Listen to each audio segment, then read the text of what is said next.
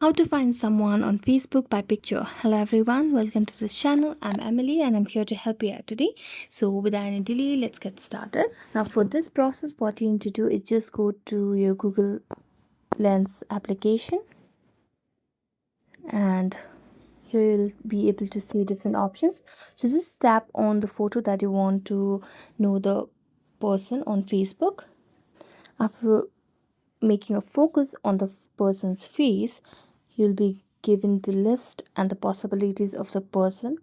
So here you can see the Facebook account that is associated with this person's picture, and here you can see the name of the person is Malvika Suppa, and this is how you'll be able to find someone on Facebook by picture.